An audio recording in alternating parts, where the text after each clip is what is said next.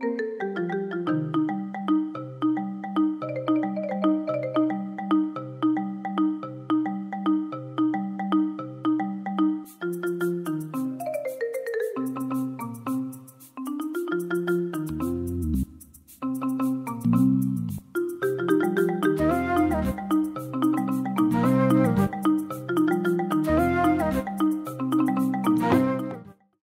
Conseil a examiné et adopté le rapport sur les tendances de l'économie burkinabé au titre de l'exercice 2024. Il faut dire que c'est un exercice qui est fait de façon trimestrielle et le dernier rapport de 2024 fait ressortir en même temps les tendances globales de l'année 2024. Et au titre des tendances, il faut dire que nous avons constaté les améliorations d'un certain nombre d'indicateurs entre l'année 2023 et 2024.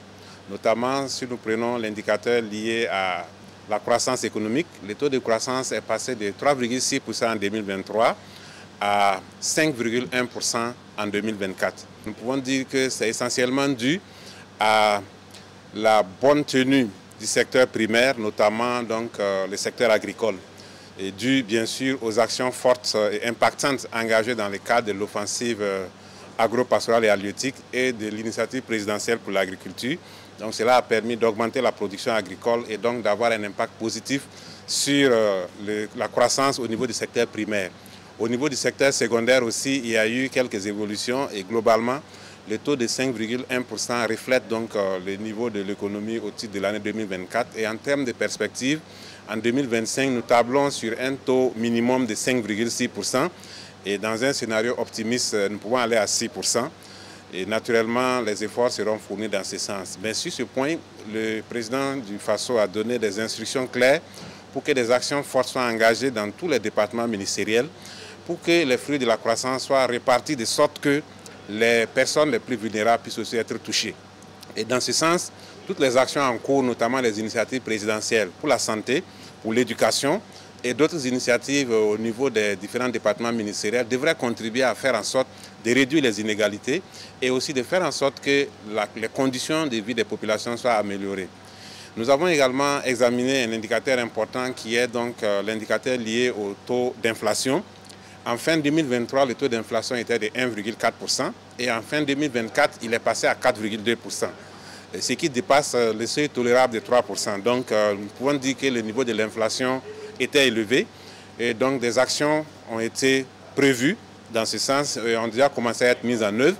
Vous avez dû constater que la SONAGES a commencé à faire des ventes de régulation des produits alimentaires pour faire en sorte de baisser la pression sur les prix des produits alimentaires. Au-delà de ça, il y a d'autres actions qui vont être entreprises au titre de l'année 2025 et la SONAGES d'ailleurs va jouer le rôle de centrale d'achat pour faire en sorte qu'on ait une bonne maîtrise des prix des produits alimentaires. Et à côté de cela, Son Excellence, Monsieur le Président du FASO, a instruit de mettre en place des unités de distribution de produits du modèle de FASO-YA pour que les prix puissent être maîtrisés sur l'ensemble du territoire. Et c'est justement cela qui va permettre de faire en sorte que toute la population puisse sentir les fruits de la croissance.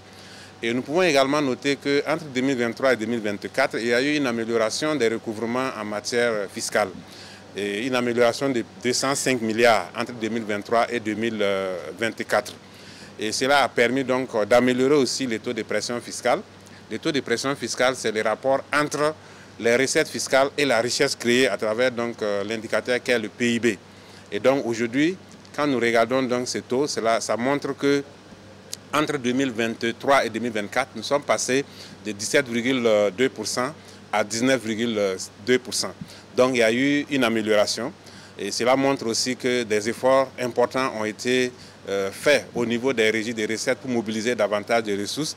C'est aussi l'impact des réformes importantes qui ont été engagées pour améliorer donc les recouvrements des recettes. Donc cela va permettre d'améliorer davantage les ressources et en 2025, la tendance est bonne et les réformes aussi vont continuer pour améliorer toujours la collecte des ressources parce que dans une tendance souverainiste, il est important que nous puissions mettre l'accent sur nos propres forces Et en mettant l'accent sur nos propres forces, bien sûr, on commence par mettre l'accent sur la mobilisation des ressources et bien sûr la bonne gestion de ces ressources.